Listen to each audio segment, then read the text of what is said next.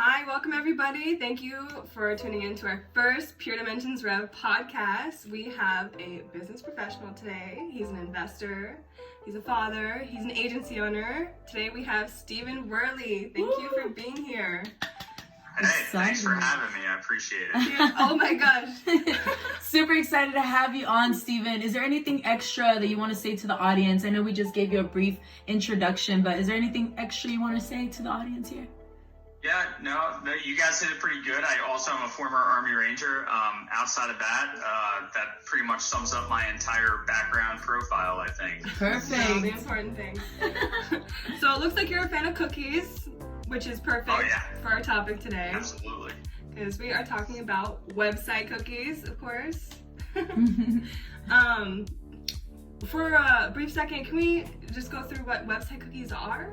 Well, how would you best describe them to someone who didn't know? Yeah, so I describe website cookies as a way when, someone comes on a website to track their session, and it might be able to customize their experience more or showcase them, ads on a different network or something like that.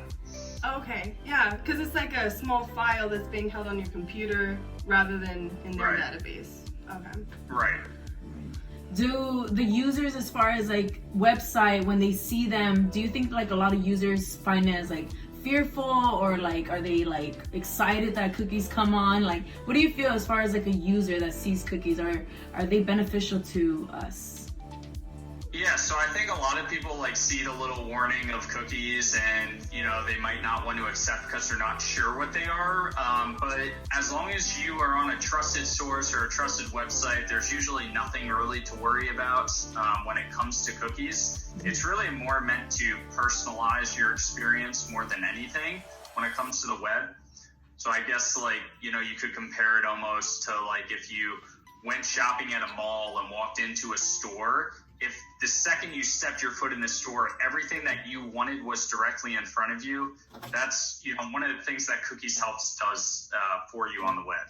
Wow, that's pretty cool. That's actually interesting. Yeah, that makes it very particular to each person. Now, do you normally click accept all cookies? Because that's like the most bolded option we all get. Right. Yeah. No, that's usually what I do. I'm usually not messing around on sites I shouldn't be on, I guess, or sites that I don't know much about. But yeah, so I'm usually hitting accept all cookies on any sites I'm on. I'm also nosy. I want to see what happens after I accept all cookies and see if that affects the marketing. How well do you know me? Yeah, see if I see ads on Facebook later. So you never know. Nice. And do like cookies, do they follow you? Do you know like the time length of how long do they follow you after you click accept? Do you know how long they stay with you? So generally it's based on your session on your specific website. And then like that, data might get stored somewhere and then used secondary for retargeting purposes for ads, or if you come back on the website to personalize your experience. So, if they showed you one web page already, they might even try to customize what the homepage looks like, or present a different offer to you, or something like that. But it's usually just based on your session on each website. Nice. Now, okay, this is kind of a random question, but do you think they're going to start using cookies on VR? Cool. Because that's a computer. Yeah. Technically it is. I honestly haven't dabbled much in VR at all, but I can't imagine them not trying to do some form of it, like even if the technology needs to change a little bit for that to work on the VR landscape, because it's another platform where, personalization can happen and ads can show, and on the games you're playing, or I think you can browse the internet on VR. So I would imagine so. And how does that make you feel? I mean, you're in a whole different world at that point. I mean, is it really that much different than being on your computer versus wearing a headset, though? It's way different. Kind of, I guess. Yeah. The experience makes a difference for sure. The experience for sure. No, the experience, yes. Sorry, I thought you meant more in like an intrusive way. Oh, no. I did. I kind of been. I did it. I was like, it is an experience. This is supposed to be in Montana.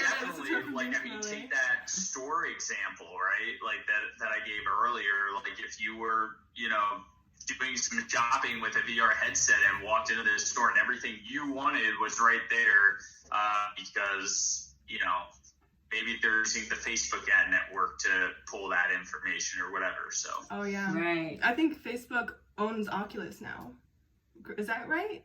Is that? Yeah, if we're corrected with our I'll research. look that up and maybe. Don't quote us on that, people. I'll look it up.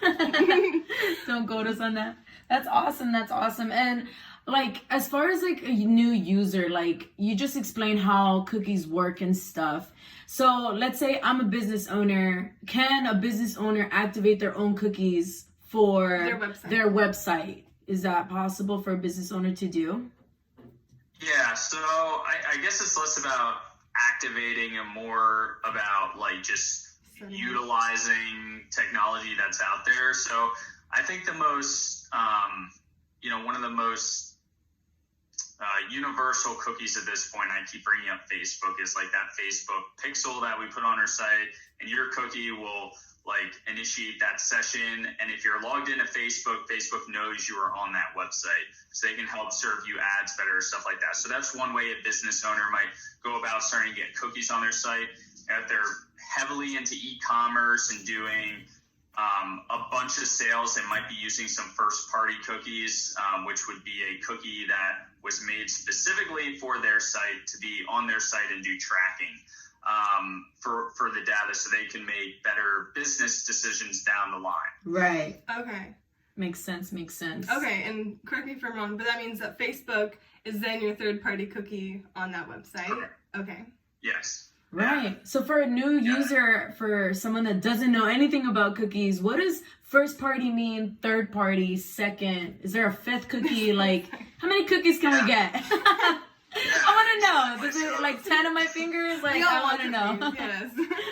It's just first and third, so you can, I guess, kind of think about it as if you're talking in the first and third person. So when you're talking in the first person, it's me. Like, so like if you're a business owner, it would be you and your business and you own that cookie.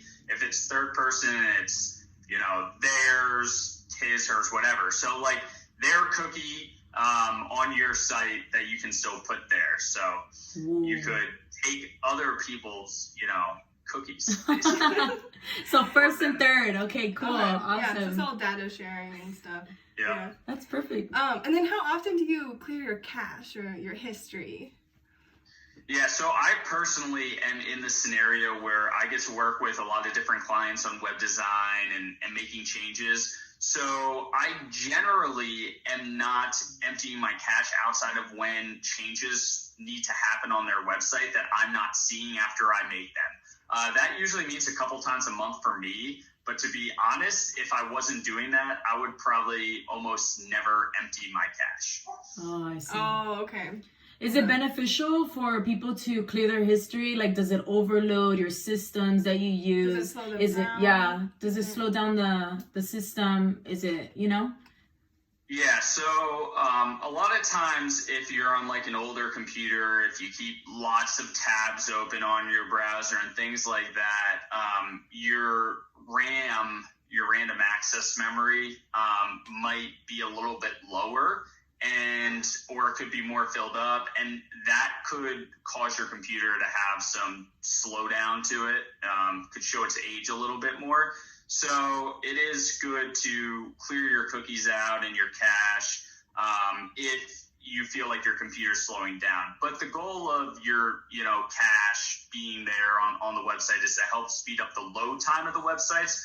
So it's kind of like a double-edged sword, but if your computer can handle it and you don't leave 25 tabs open all the time like my girlfriend does, then you're good to go. Oh, wow. We're guilty of it too. Yeah, guilty. Awesome. So just, full review on cookies, good or bad for our audience. What do you think? What do you say? Yeah, I think they're good. It's, personalizing that experience, making it better. Obviously, someone has the ability to block them if they're worried about their data being taken. But ultimately, I think it's a positive. Yay! Okay, Awesome. awesome. And can we just take a moment to see how stylish you are? I know that. mean, Look you are at this. cooking out. Woo! Yeah. Yeah, Absolutely. onesie, rocking 100. Oh There my you gosh, I was go. gonna say, empty trash, delete cookies. Oh my god. I love it. Amazing. Pure Dimensions Rev will be sending you 2 boxes of cookies. Oh, Not yeah. one, 2. What's your girlfriend's Awesome. favorite cookies? So there's a slight problem there. She can't have gluten Oh, or dairy. me too. She'll So, find them, trust me. I'll get the best brand for Yeah, that. so I got anything you. that's gluten free and doesn't have like lactose, you're good. So if they use like really dark chocolate, dairy free chocolate chips, you're good. But Okay. also Amazing. needs to be gluten free. So whatever, sky's the limit there. Consider There it you done. go. That's my diet too. So Don't worry about Absolutely. it. Well, thank you Amazing. so much, Steven. We really appreciate you here being online with us. And thank you so much. We wish to speak with you again. Yes, thank you so much Yeah, for your my time. pleasure. All right. Have a great day. Thank you. Have a good one, ladies. All righty, you too. Bye. It was so great, bro.